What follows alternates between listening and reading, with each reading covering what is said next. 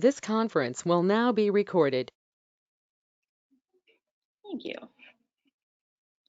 And share my screen.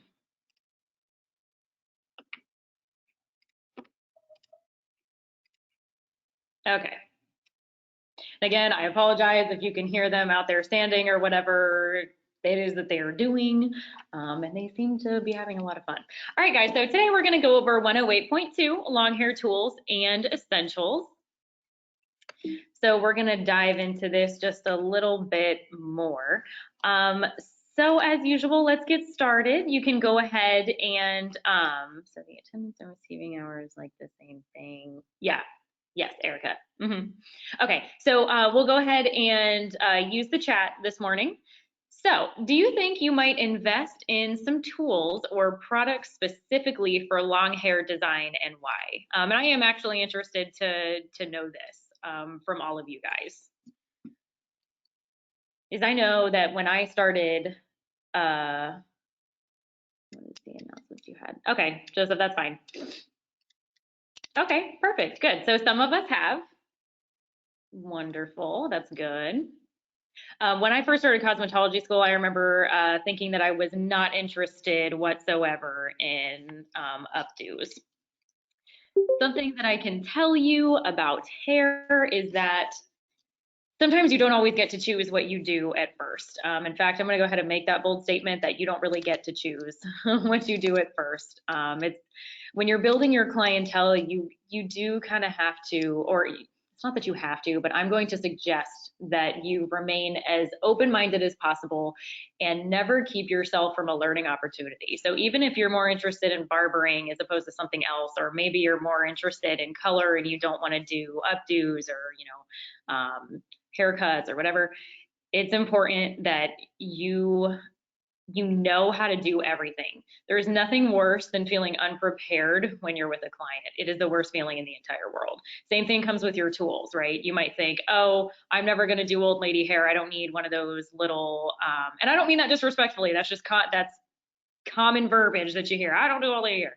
Okay, so you don't invest in, maybe smaller curling irons, things like that. And the next thing you know, you have somebody in your chair that fits that description and you are totally lost. It is the worst feeling and it makes you look really bad.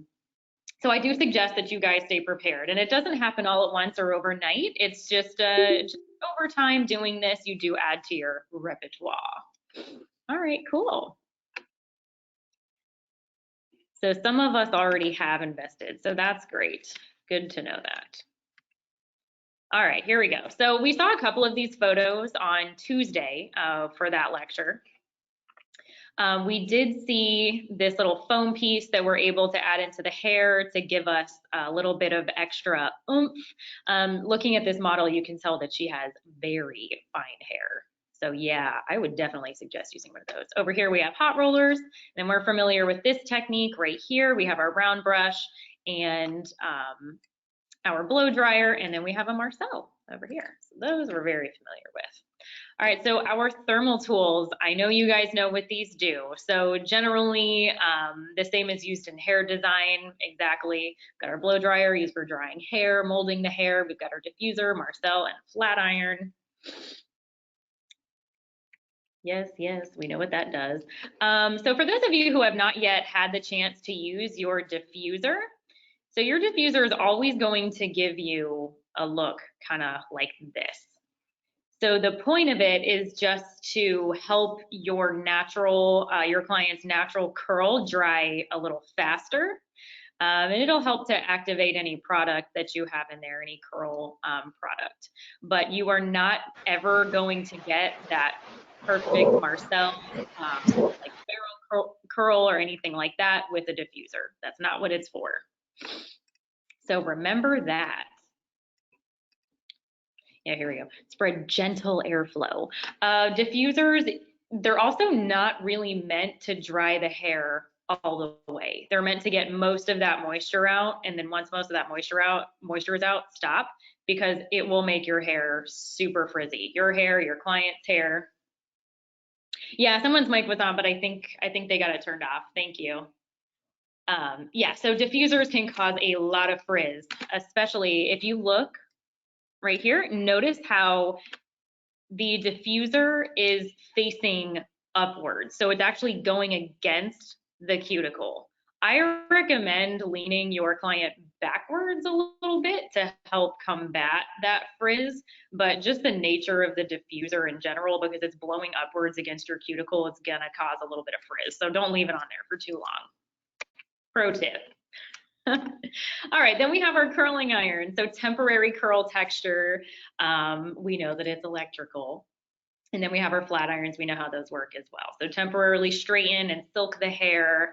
It can be used to heat set additional textures. We've got our 2 flat plates. All right, so our thermal rollers. I don't know how many of you have used these yet, but I will tell you in my personal experience, and this is just me. This is just me, okay? Everybody has their own opinion. This is just my opinion. I don't love the thermal rollers.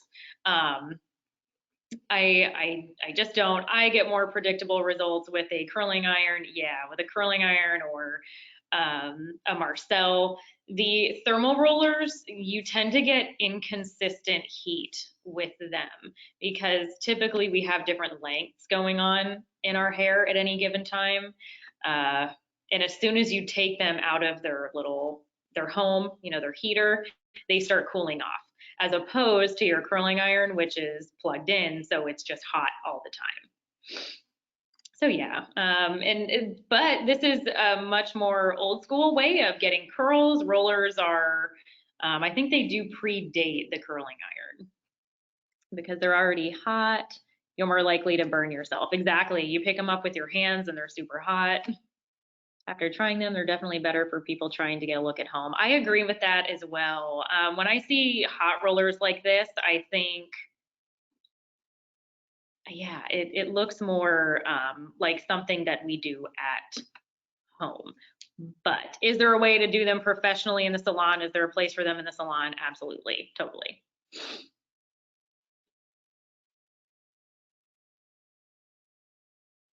Okay. Perfect, so here we go. So moving on to our brushes. So over here we have our flat brush, which you can see is providing a flat texture for us here, a nice smooth unactivated texture. Our round brush is going to give us more volume. And then this brush over here is more of just a styler.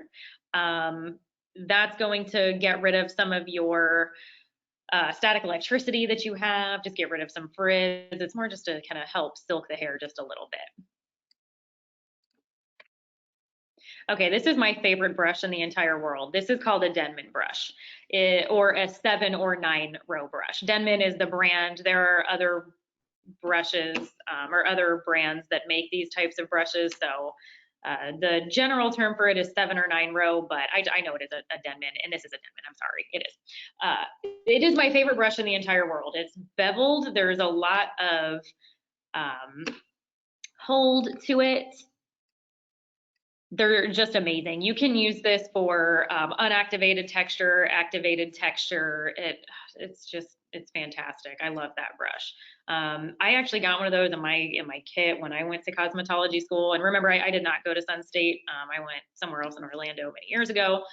But this did come in my kit, and I remembered hating it because they made me use it so much at first, but it is my favorite brush of all time. All right. So when doing updos, I need to have hairpins and bobby pins, right? Yes, you do want to have bobby pins, hairpins, your rubber bands, and I suggest having them in different colors as well, because there is nothing worse than having somebody come in with like a level 10, 11, 12 blonde and you're doing an updo for them and all you have is like a dark brown bobby pin. It's going to make it so much harder for you to hide those, and then if one of them starts popping out, then it's just going to look yucky. Okay, the thermal rollers you plug in, they're not hot when you pull them out of the device before you put them in the hair, they come out hot. Yeah, exactly. Yeah, the thermal rollers, they come out hot. So they have this little, I don't know what you want to call it, this little stand or little case. They live in there, you plug that in and it will heat the rollers up. So the rollers are already hot when you pull them out. And then Joseph, I can get that from, yeah, you can get bobby pins from Walmart, from wherever. They're pretty easy to find, and they're pretty easy to find in a bunch of different colors. I know that Target usually has a lot of them as well. And I also know that Target is open and doing deliveries and stuff like that. So, or not deliveries, but I think they're available for like pickup if you don't want to go inside right now. All right, so then we have our vent brush. When I think of a vent brush, this is a very classic brush. Some of your much older brushes will look like this. It's a very early prototype that we still use today. So the main purpose of this, you see how we're able to see right through the brush. It almost looks like there's teeth on there. Now look at your paddle brush next to it, how there's nowhere for that air to flow. This is going to, your paddle brush is going to keep in heat. So you're going to get, it's more of a, like a styler. Like when you're really trying to change the texture of the hair, you do want to keep that heat in there.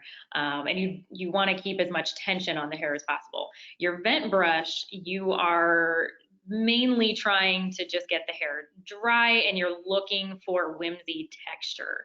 So the point is to allow some of that hot air to flow through freely. Oops, okay.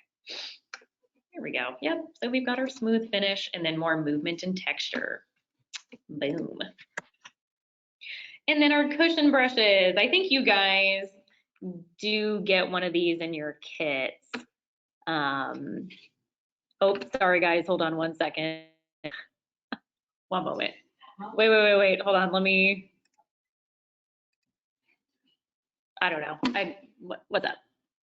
All right, you're doing class, so we can come back and do those after. Yeah, I talked to Aeon this morning. What? I talked to Aeon this We gotta morning. put these three chairs that I tacked the yellow. Okay, yeah. We got the stuff. Okay, thank you. Sorry guys, that's Miss Eddie. Oh, Miss Eddie, we miss her, don't we? Okay. Perfect. Yes, you can get hairpins at the dollar store. And then is the brush on the left just flexible plastic or is it some sort of, it's not rubber. Most of your brushes are not going to be made out of rubber because rubber is sticky. It does kind of hold on to the hair. Sometimes our brushes are made out of a sort of softer plastic, maybe a rubber derivative, but it's not rubber like all the way. But yeah, it's usually made out of a hard plastic or out of wood. Yeah, the vent brushes, I don't use these a whole lot. I'm not gonna lie. When I am behind the chair, I use the vent brush for detangling more often than anything. Because when I'm blow drying somebody's hair, I'm looking for that like 100% smoothness. I want to have total control over it. Yeah.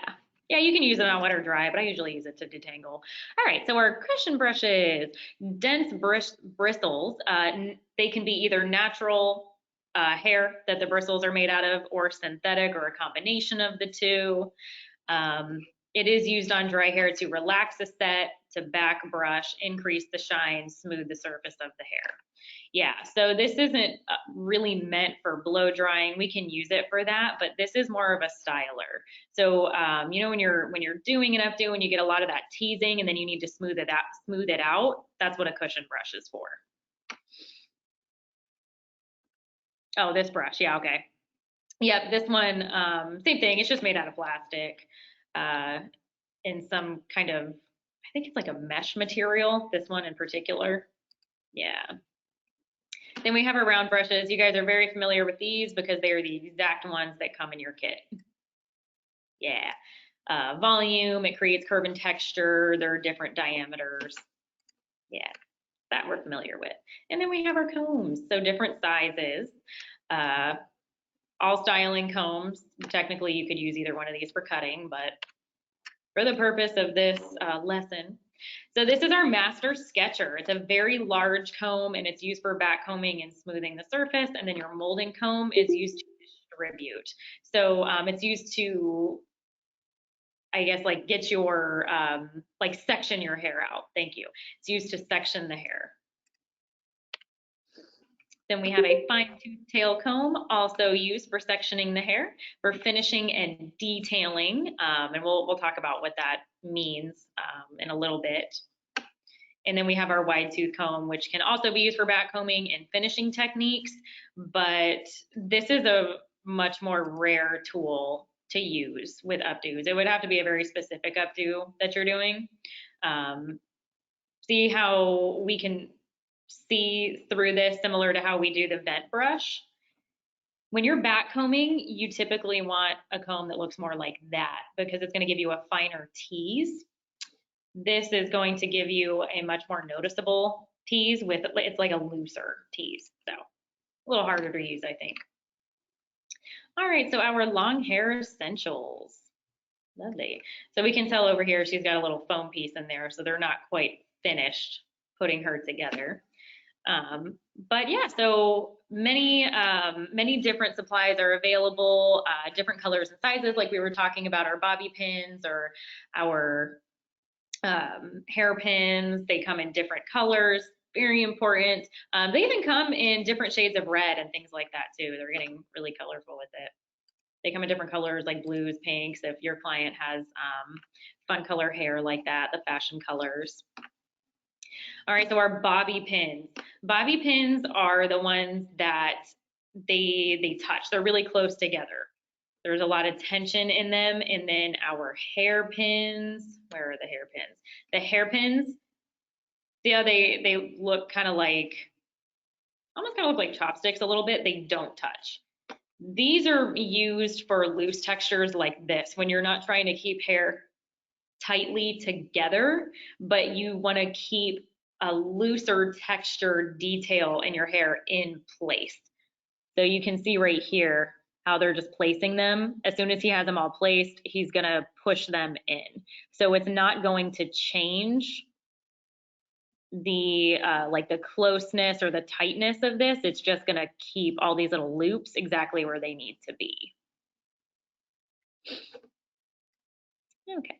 When I saw them for the first time, I thought it was broken. Yeah, actually, I think I thought the same thing the first time I saw a hairpin. Like, what is this? Why is this like this? Yeah. All right. So our bobby pins are really the crowning glory of getting an updo to stay for you. Bobby pins are the locking pins. So we have a French twist happening here. For those of you who are unfamiliar with French twists, everything that's inside of this little, like all this hair that looks really smooth underneath it, it's all, ooh, crap, excuse me. Geez, I'm so clicky. Okay. Underneath it is a bunch of teasing, a lot of teasing. And then you crisscross your bobby pins, and then all this hair that's left over here gets put back around into a little loop. I'll show you guys a finished photo of it if they don't show you, but so yeah, they're cross over one another. That can help with your structure. The reason why you want to cross these is because this hair that's going to get folded back over, if you don't crisscross them, they might have a tendency to move. So yeah, they use each other to lock themselves in. Bobby pins are amazing. Best invention ever. Besides maybe the biodegradable straw. Okay, and then we have elastic bands, generally used to hold ponytails in position. They secure the ends of braids or twists, and they covered hair bands or gentler on hair. Yeah, so they are pretty gentle on the hair. All of these, I mean, how many memes have we seen about these? Yeah, losing them constantly. It's so true. All right, so these are made out of like a stretchy elastic material. This has a stretchy elastic inside of it, and then it's covered in fibers so they don't stick to the hair as much. These can really hurt when you're pulling them out. I don't know if anyone's ever, I'm sure most of us have probably used these in the hair, but they always pull. I end up cutting mine out. I'm very tender-headed. Okay, then we have our hair net. Extra support and security in areas that are especially heavy or long, also used to create fillers. I saw a really, really cool technique this past year when I was at a show. This man, I'm so sorry, I'm terrible with names. I really am, you guys. I apologize, but I forget his name. But anyway, he's a platform artist and he was there. He did an updo that look kind of similar to what we have going on the right here, only a lot more hair and it was more on top of the head. Put a hairnet over it and started pulling hair all the way through these little holes. and she ended up with this super fun, really messy looking abstract piece of hair art on the top of her head. It was so cool. Yeah, I think everybody's hair hates that stretchy elastic. It's not very nice. Just cut it out. Just be careful not to cut your hair. All right, and then we have our filler. So that would be this foam piece. Yeah, so anytime you see updos like this, where you're just thinking, man, that is the largest bun I have ever seen. Like she must have so much. No, it's just a hair piece. It's a hair piece every time. And if it's not, then that is a very special person to have that amount of hair and a very talented artist to be able to actually work with that amount of hair and get it to look like that. Yeah, very perfect. Lots of smooth, unactivated texture there. Yep, so our fillers, they can provide a foundation, provide shape and support for our design. And the really nice ones that you can get, like this one is probably made out of synthetic hair. So it even feels like hair. If you were to come up and touch this, it would feel like it was her hair. The foam pieces don't feel as real, but they'll still give you that shape. But if you can find fillers, like if you ever need one in the future, if you can get them with the synthetic hair fibers inside of them, your bobby pins will hold much better because it's hair essentially, as opposed to foam that you have to shove it through. It can also be called padding. Yeah, and these also do come in different shapes, sizes, colors, materials. Yep. All right, and then our products. Products are very important.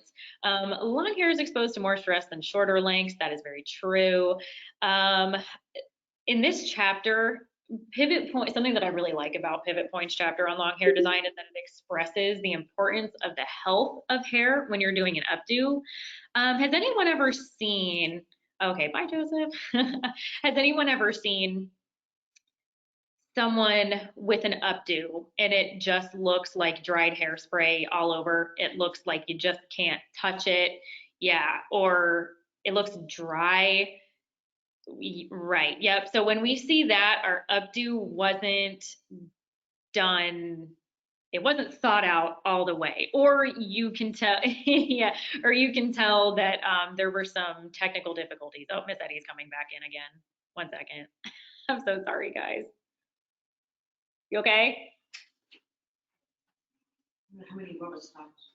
Yeah, you're fine. It's okay. Go ahead. Yes, exactly.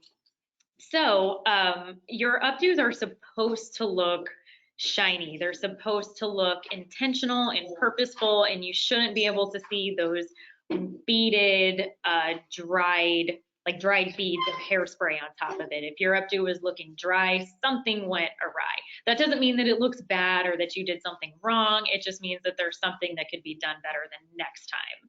And guys, do not get frustrated. I say that, but you're going to. We all get frustrated when we're first starting out doing updos because they look like that every single time. And sometimes even when you've been doing it for years, they look like that anyway. Sometimes it just happens.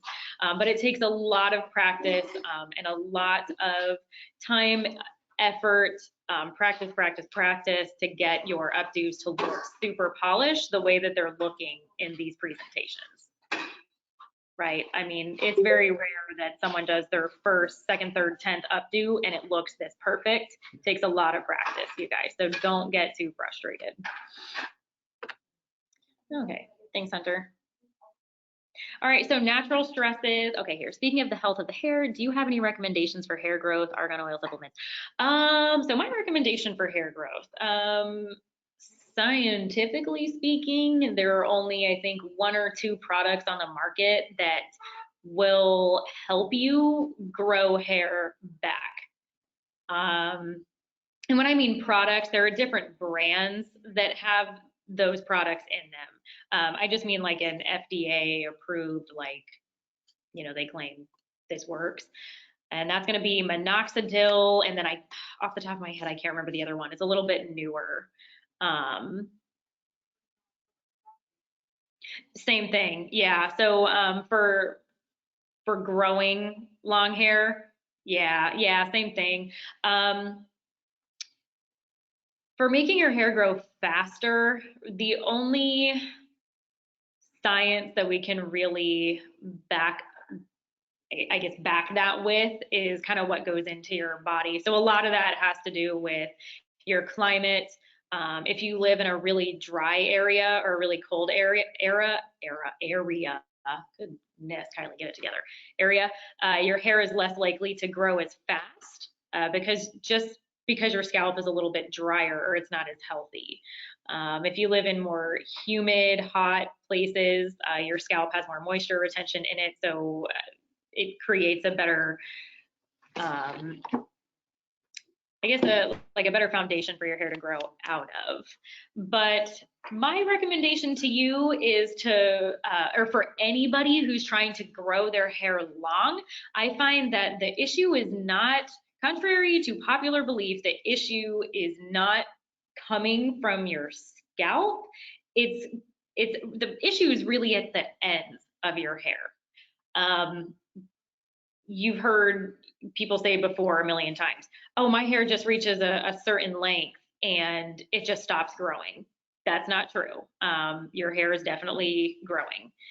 Yeah, exactly. Your hair is just breaking off at the ends. Some of us are just prone to that type of breakage, and you just have that kind of, unfortunately, I hate to say it, but that weak hair type where it can only handle a certain amount of years and then it just goes away. And then there are others that just have inherently amazing hair that is really tough to crack.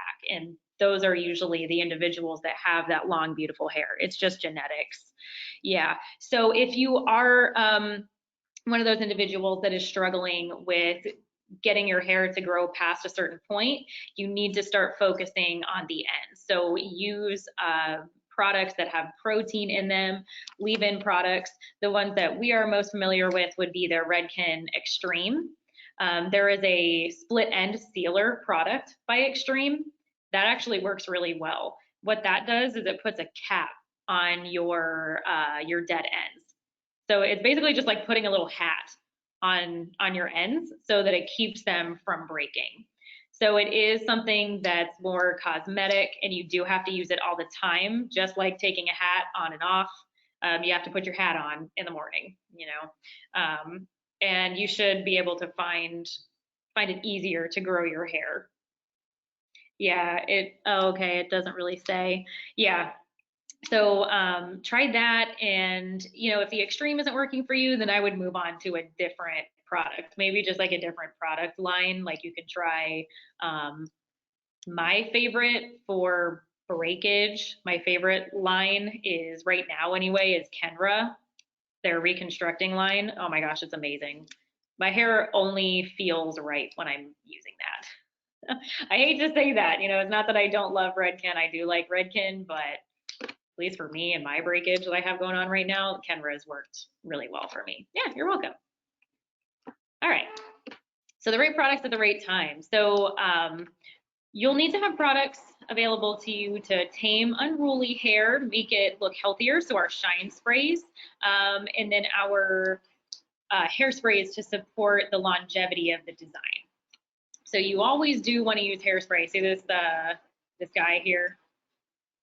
He's like really going ham with the hairspray. You do kind of need to do that. Although I would suggest spraying in the opposite direction to go with the grain of the hair. That's just me being particular. All right, so yeah, definitely carefully choose the products that you use. I'm gonna say 9 times out of 10, anytime you're doing an updo that just doesn't come out right, it's because you used the wrong product. Maybe you used something that was way too heavy for the hair texture that you were using and it just weighed it down. I'm sure that's happened to all of us before, where you're just like, oh my gosh, this hair is so heavy, it is not paying attention to me, I can't get it to stay. It's probably the product that you put in there. It's just a little bit too much.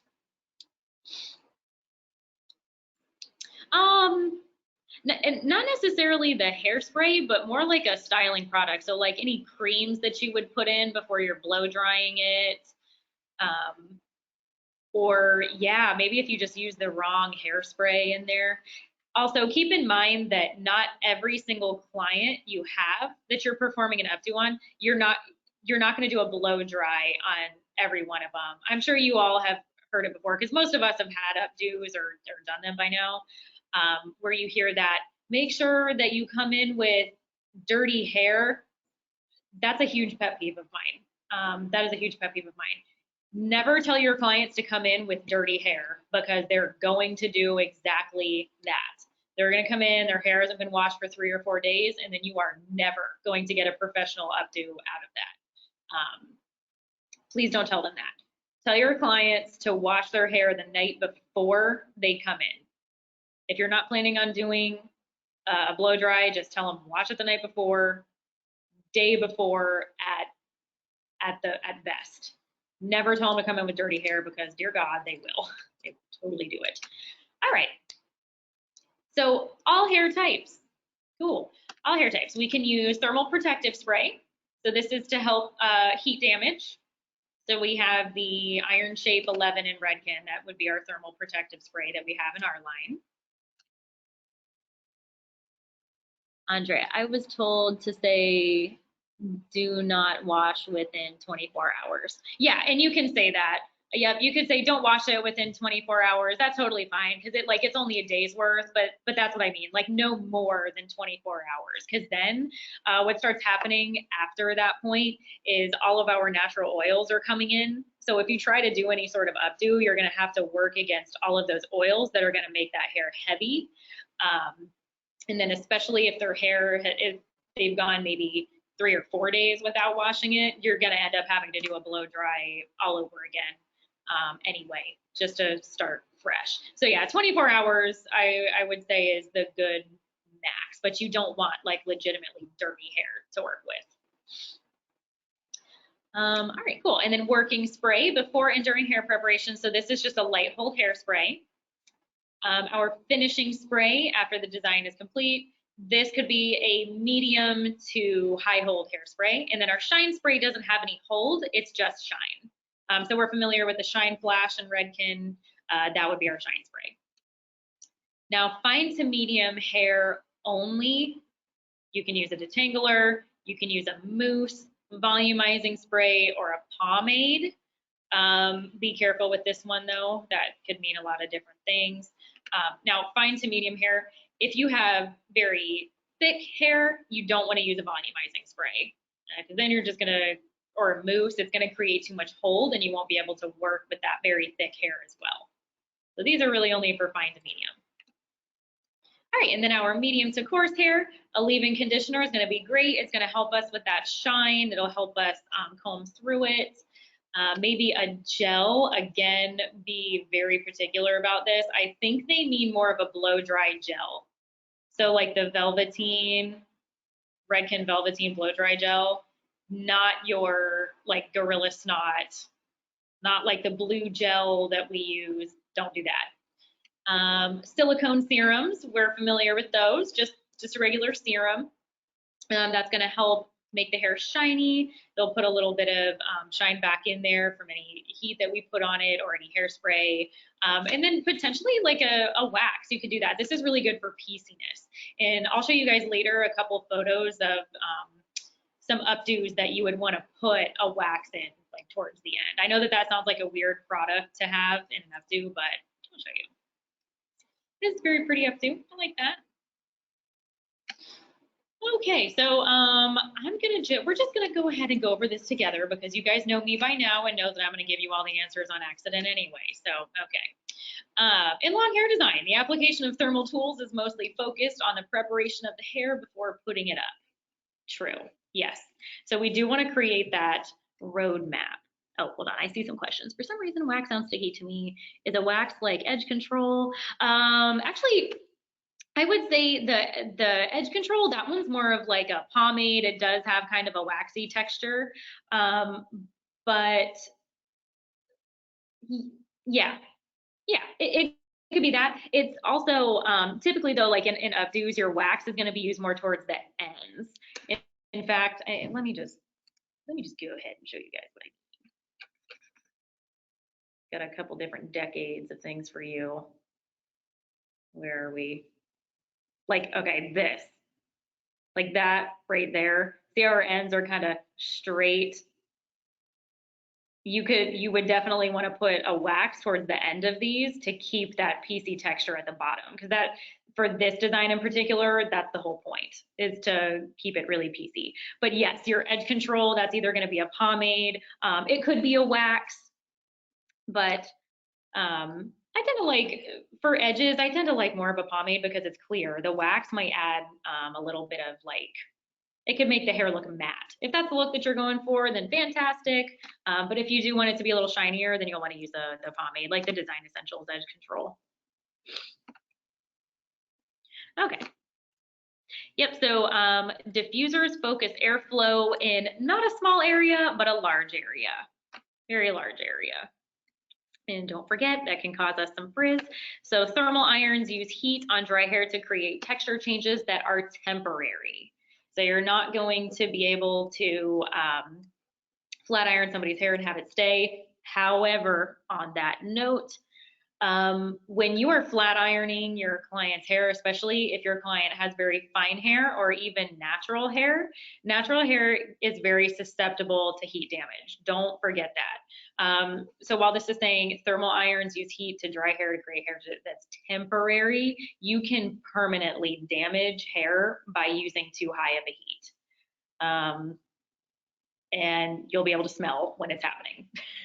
So just be very, very careful of that. You can cause permanent damage with thermal irons when the heat is too high. And same thing goes for your thermal, maybe not really your hot rollers because they don't stay hot that long, but like your Marcel iron, please don't jack it up to 450 on everybody because you're gonna burn their hair off. All right, so thermal rollers or hot rollers are used on dry hair to quickly add soft texture and volume. Yep. The brush used to relax a set back brush, increase shine, and smooth the surface of the hair. That's going to be our cushion brush. And then generally used to secure larger, heavy sections of hair to other areas, use bobby pins. Hairpins are usually used to secure smaller, more delicate areas and are easier to conceal. Yep, and the whole point of our hairpins is really to conceal them. We're just trying to keep little pieces of hair, whimsier pieces of hair in place with our hairpins. And then in addition to adding support and longevity to a design, using the right products can make the hair look healthier. All right, wonderful. So as you guys saw quickly, I have some updos for you to look at. There are so many different types of updos, you guys, and I thought I would start at the 80s. That is my favorite era. I just think it's fantastic. I know that looking at these now, we think, oh my gosh, you know, what were they thinking? But you have to put yourself, I guess, sort of back in that time and think about how new and innovative all of this must have looked at the time. So when we are looking at these updos from the 80s, something that you'll notice is that volume was in. I mean, how much more volume can you possibly get out of here? So I did provide some examples, some really curly, medium curly, and then straight volume, just to kind of show you guys. But it was very in the 80s to have, even if your hair was up, see how all of these pieces are still around the face? You wanted texture around your face. Even here, in this photo where her hair is all up, she still has that hair that's down in front of her forehead. So that is what everybody wanted back then. All right, so teasing hair was a big thing. Yep, that and a lot of hairspray. Absolutely. Teasing your hair was very in the 80s. I feel like it's still kind of in, just not as much. Oh yeah, I agree. In fact, I don't know. I feel like I would totally rock any one of these. I don't care. Not saying that I'd pull it off, but whatever. Okay, now this is where I become kind of a little bit of an Edna mode. The 90s is my, and not to offend anybody who loves the 90s, right? Because I love them too, but I cringe a little harder when I look at the 90s than I do when I look at the 80s. I don't know what happened. Butterfly clips came in and it was just all about this random PC, looks like you just got up out of bed and went to red carpet. that's what everybody wanted to look like. I mean, I remember my sister going to prom in the 90s, and this is what she looked like, and it was all the rage. But these styles did lead us into the next era, and whether it's our cup of tea or not, okay, you know what? Tyra Banks, though, she looks fantastic. Like, this looks amazing. I think that this is a very classic look. We just have our high ponytail, and then we have our side part. I do like Tyra Banks with bangs a little bit better because she has, and I quote her, okay, these are her words, not mine, she has a 5 head, but she does. She has this beautiful forehead that she refers to endearingly as a 5 head. Yeah, you know, it's whatever. So she looks really good with bangs, but she's got this side part going, and I love her high ponytail. Now the butterfly clip scene, yeah. Somebody told me that they were supposed to come back this year. I don't know. What do you guys think? Oh my gosh, yes, the glitter and the bad eyeshadow. Yes, it was all about glitter. I bet that if we zoom in, there's glitter all over their cheeks and there's glitter all over the eyes. And it's not glitter like we have today that is very in, where it's like go big or go home. Like it's glitter and you can see it. It was that really subtle glitter, very subtle that looks, yeah. Carrie, you said one other thing. If you were an 80s baby, you had the pleasure of your mom teasing the crap out of your hair. Yep, yeah, I wouldn't let my mom touch my hair. My sister did. She always had really teased hair, but I wouldn't do it. Looking like a 6-year-old did your hair and makeup. Exactly, that was very in. But something to remember is that a lot of love and effort actually went into these looks. So to us now, we look back on them, we cringe a little bit, but there was some real love that went in here. And these styles were created by some of the greats that you guys are gonna be doing research on. So here's another one. This was such a popular look. In the late 90s and then the early 2000s, I swear every single girl that was going to prom or homecoming, this is exactly what they had. And if it wasn't twisted like this woman's is, then it was all just sleek, but it still went up like that. Something I do want to let you guys in on, if you ever do attempt to do an updo like this, you want to be very careful with it because it can have a tendency to look like there's no way for me to put it gingerly, so I'm just going to kind of outsay it. It can kind of look like a poop, like on the top of your head. When it goes wrong, I'm not kidding. Like that's really what it looks like. It looks like a little poop emoji on the top of the head, and it doesn't look cute. So you really have to do it a certain way. So that's why I say, even though we look at this and we cringe a little bit, there is actually a lot of talent that goes into creating these styles to make it not look like those things. Okay, so then let's move on. We're going into the early 2000s. So we all remember these. Yay, I don't remember who this is. I can't. If anybody can remember who this woman is, please let me know. But we have lovely Beyonce down here with her braids. I always liked Beyonce with the really tight braids. I think it looks nice on her. And Jennifer Love Hewitt. This was very in. I remember trying to do this, I guess, when I was younger, and it just didn't work out for me. It felt like my hair was greasy, but that was actually kind of the look. Exactly. Yeah, you wanted it to look effortless. So we had these little pieces that were coming down onto the face. It's a very early 2000s look. All right, and then that leads us into the 2010s, where I don't know, you guys, hair just had a major glow up in the 2010s. I mean, all of a sudden, we just got it all together and just started seeing some really outstanding work. I mean, I go to hair shows like once a year and I see the things that they're doing now, and it just absolutely amazes me. I mean, this is so pretty. You know, I love all of these classic like finger wave looks that are coming back, and the incorporation of braids into the hair just looks lovely. And what I love is that we're embracing updos, not just for long hair, but for all lengths of hair. That was a little harder to find back in the day. Like this is a very modern updo. Everyone that gets married right now looks very similar to this or this. Yep, that romantic, almost like ritzy farmhouse look to it, if that makes sense. Hopefully you guys know what I mean by that, but that I don't remember the exact word for that type of design, but yeah, you know, and we've got these little pieces that are added in there to add some texture. And that's also something that you can do with your updos is you can add these like pieces of jewelry, or you can add flowers to it. When I did my sister's hair for her wedding, we added in some lavender into her hair. It looked so pretty. It was beautiful. And for hers, we did like an asymmetric look. But yeah, so I wanted to show you that. But there is a major difference. You know, if we look at the updos that are in right now, what we're seeing today, and then we go back to, let's say, 30 years ago. Yep, that's right. The 80s were 30 years ago. It's a big change.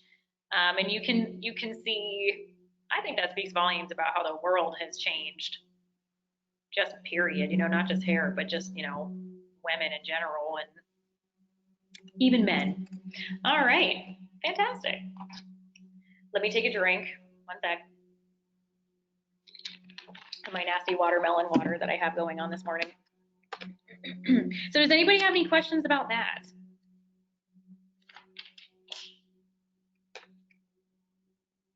I'm going to turn this around. Okay, so this is my grandma's flower girl when I was 11 or 12 and had a French braid in, and I had some little white flowers in it with my, oh yeah, that's so cute. I bet it did, yeah. Flowers always add a little bit of oomph to an updo, my opinion. Okay, guys, you know, here we go, stop sharing. Fantastic, okay.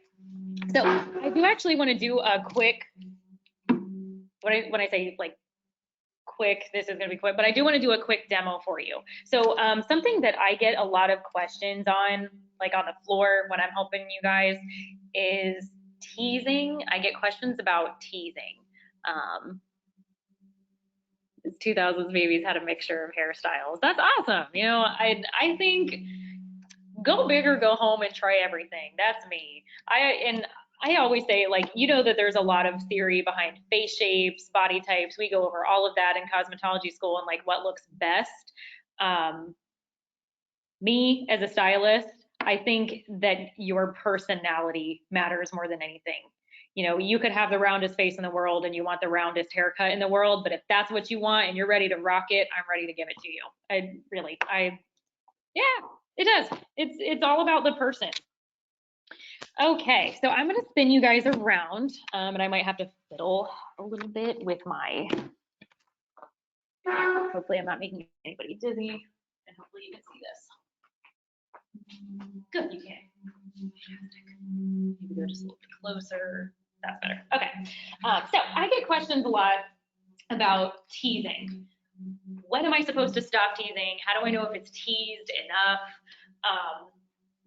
And then sometimes I just happen to walk over and I just see one of these going on, like let me go this way so you guys can see a little bit better. I'm seeing this like happening like that. Oh Lord, stop yourself. Stop yourself. Don't do it. That is way too much. You're gonna have major difficulty getting that out, and you're also going to cause a lot of damage to that person's hair when later they're trying to comb this out of their hair. You have created like a little mini dread on accident, and their hair is going to break off. Especially if your client is already prone to breakage, this is the last thing you want to do is just like up and down and up and down. It's making me cringe actually, just kind of like doing it. Okay. More often than not, when you are teasing, get my sleeves out of the way here. More often than not, when you are teasing, kind of a 1, 2, 3 is really all that you need. Just a 1, 2, 3, and you're good.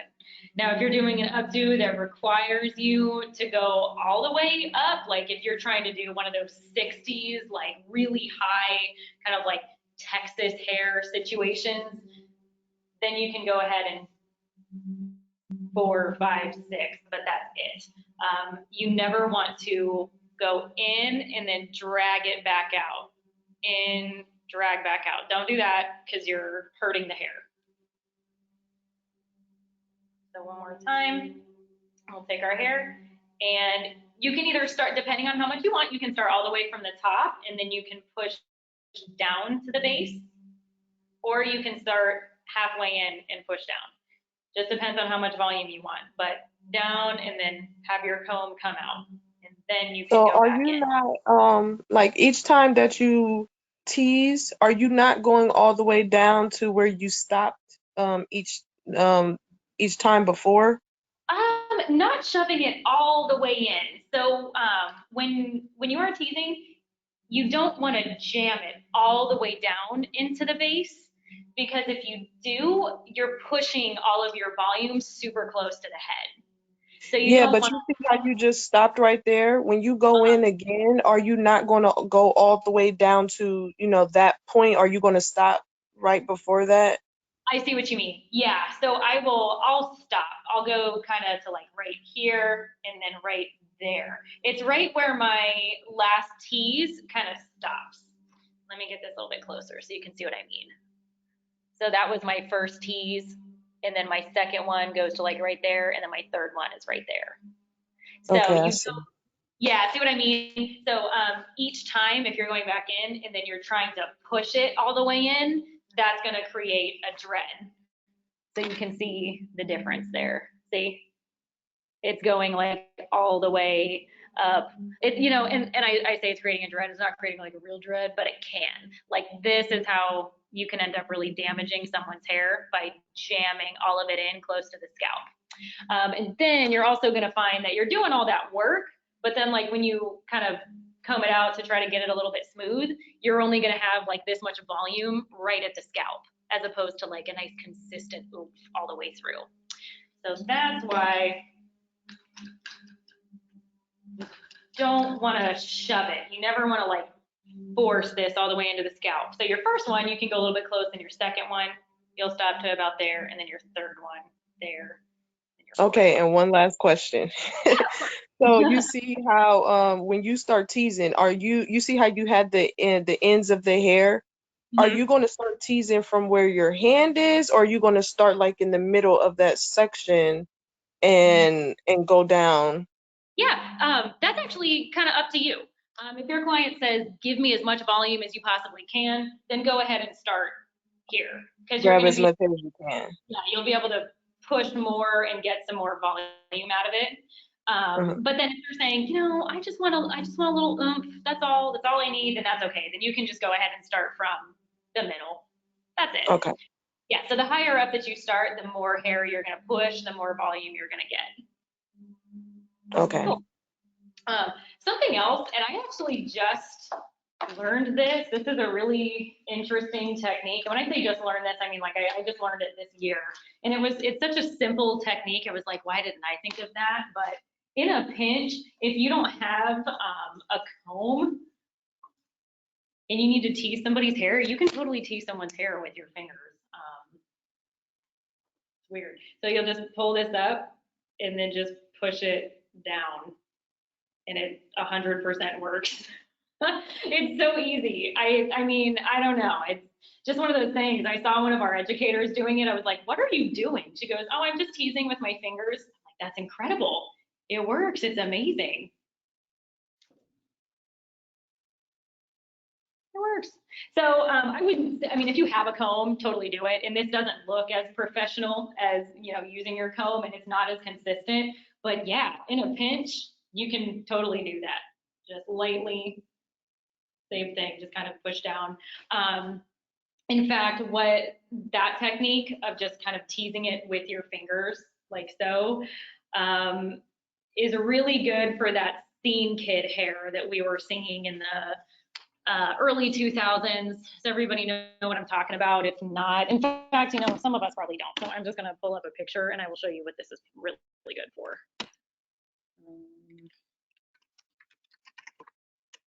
Here. Oh dear. That's taking me back to middle school. Okay. Image. I'm going to mix it in with my 80s. Sorry. All right, share my screen one more time.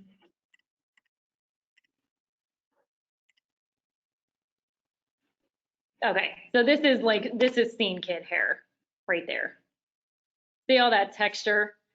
You could totally use that for a comb, but or use a comb to get this, but that really single piecey texture in there, just doing like a finger tease would be really good for it. Yeah, like this guy has that situation going on. Yeah. This is the oldest picture. This is actually a MySpace picture, you guys. I remember that. Okay. So yeah, any questions on that, on teasing? Let me check my chat. Oops. We're not going to get into that one today. Yeah, 108.3 is super, super long, you guys. I'm going to upload a video for you guys to watch on that one instead. Yeah, I know, right? Yeah, bringing me back. I've seen people more hair left to work with. Okay. Yeah, so Erica, so you keep doing that until there's no more hair to work with? Yeah, pretty much. Or at least just in that section that you're wanting that volume in. So it does depend on the design.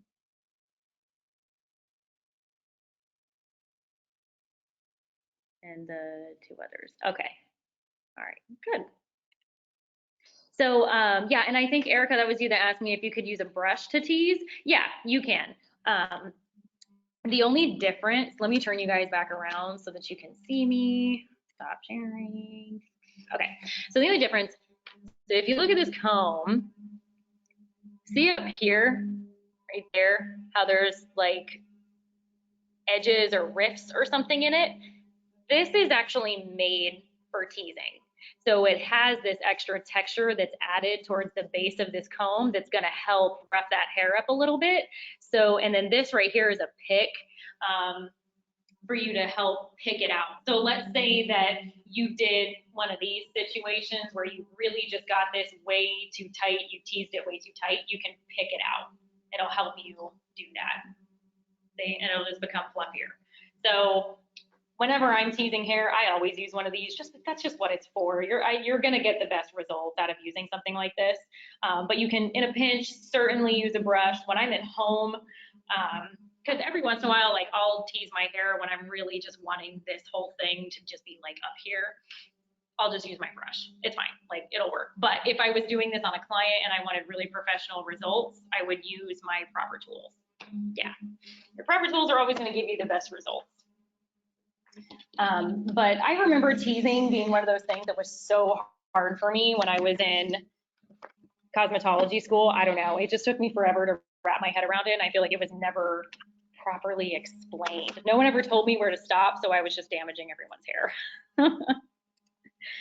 All right, is there a minor damage with a brush to a comb, or is it all the same?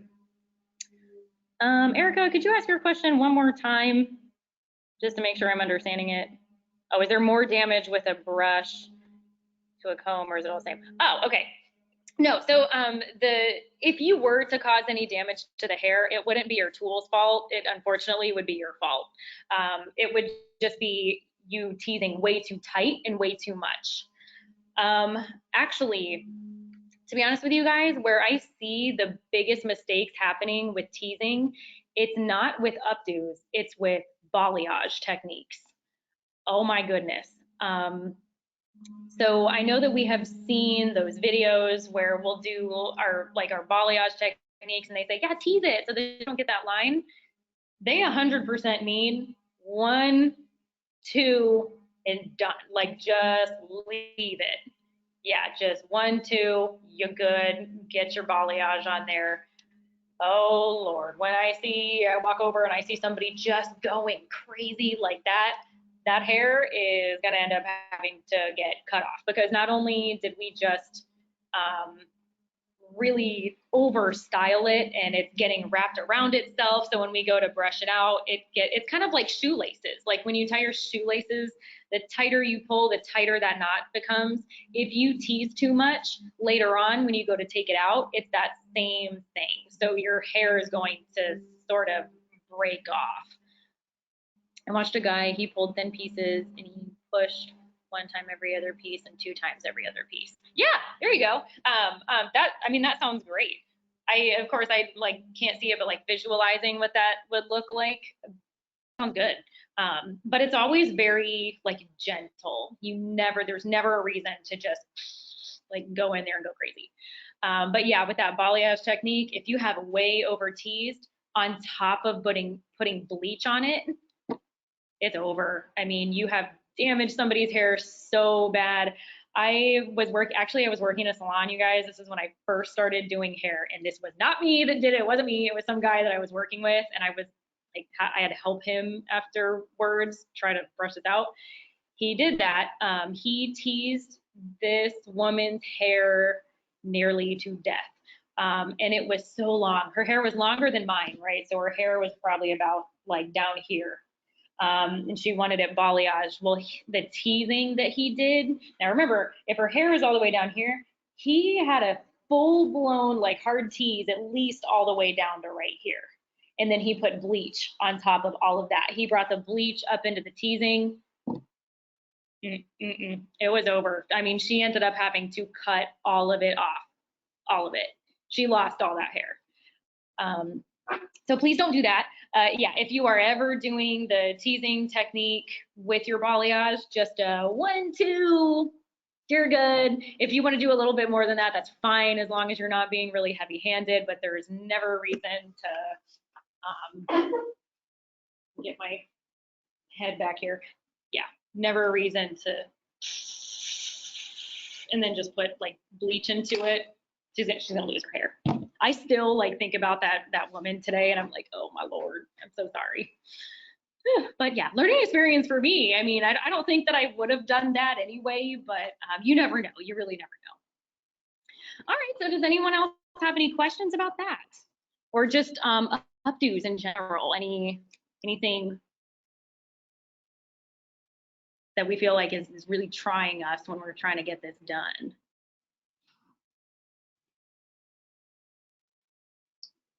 I'll give you some time to respond. Take another sip of my gross water.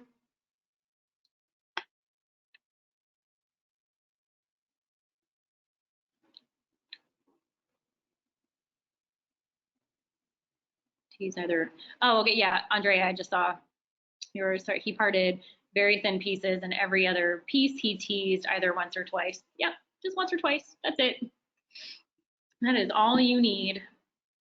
Also, if you're balayaging and you tease too much, you're gonna create like a different, because the point of teasing is to help diffuse any lines that you might get when you're painting it on with your bleach. If you tease the heck out of it to the point where it's like that hard tease that's in there now, you can get a line that way. It's counterproductive.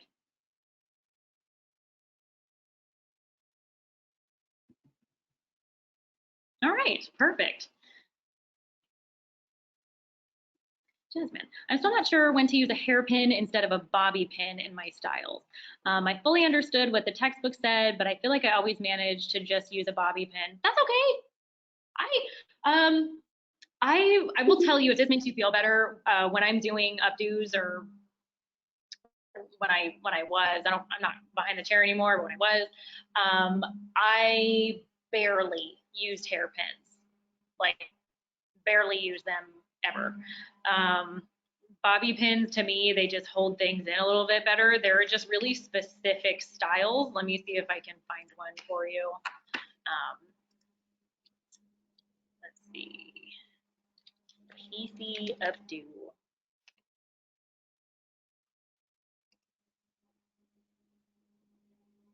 Yeah, okay, good. I'm gonna share my screen one more time. I found a good one. And then Erica, I've already learned a little bit about the balayage, but what techniques do you recommend to apply the bleach? Know the parting, but does it help with the teasing, or what do you recommend, or does it just depend on how they want? It really all depends on how they look. So that would be situational, just kind of depending on what photo they bring in. There are different. Unfortunately, that one is a little bit harder for me to answer. But yeah, it just depends. And then as far as the teasing goes though, that's up to the stylist. If you're more comfortable teasing your balayage, then do it. I actually don't tease my balayage.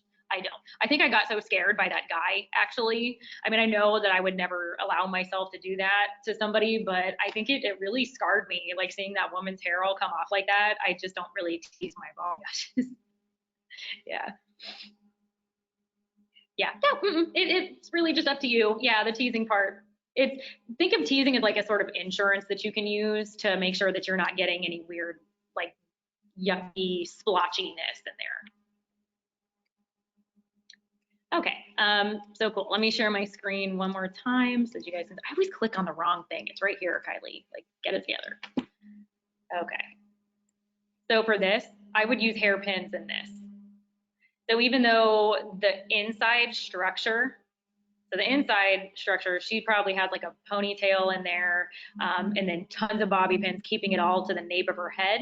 But then everything else through here, there's bobby pins, like, or not bobby pins, I'm sorry, it's a hairpin that's behind everything because you don't want, see how like loose this is?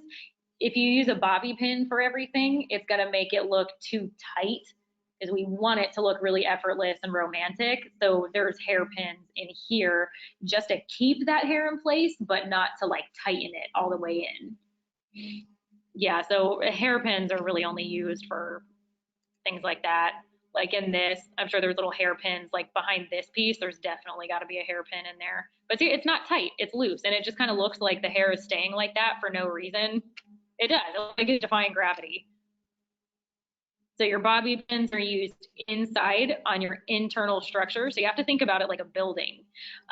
You wouldn't build a building on like the seashore because it's just going to sink down into it. You have to start off with that concrete, either get that ponytail in there, get all those bobby pins in there and make sure that this is just going to stay. And then everything else that goes on top of it, all the hair that's on top can be a lot gentler. That's where your design decisions come into play. Good. Oh my gosh. Getting really intense. I think you guys, I think they legitimately went and bought like an actual sander. It's an annoying sound. I apologize if you guys can hear that. Okay. All right. Good. Anything else? Any more questions?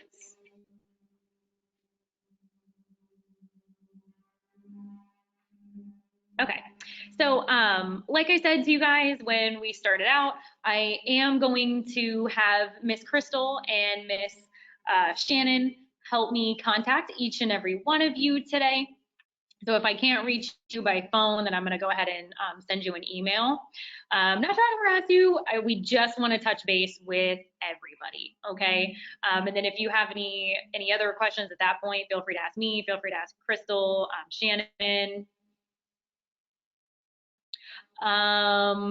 For the next, I'm sorry, for the next lesson, I'm just gonna record myself going through 108.3. There's about 60 slides, I think, probably more than that on there, and it's just, yeah. It's a really long one, so I'm gonna do that one separately. And then I'm going to message you about something. It's kind of a question about what we talked about before about those. But yeah, okay, perfect. Yep. And then Erica, actually, you and I have a phone call today at 12:15. So we'll get in contact. Okay. Yeah, so we'll be reaching out to all of you guys just to touch base. Okay. That's just heads up. Okay, perfect. Thanks, Erica. All right, guys. Well, perfect. So that's it. This wasn't too long of a meeting today, but I feel like we got a lot out of it. And again, don't ever feel afraid to reach out. I am here for you all hours of the day, almost. Well, I'm not here for you past 8:30. Okay, but you guys know I'll get back to you as soon as I possibly can. But thank you so much for coming in. I will make sure that you guys all get your time for being here. And then I will be working on your guys' grades for the rest of the day. All right, perfect. Thank you everybody so much, and I will see you on Tuesday, and I will speak with you later today. All right, bye, everybody.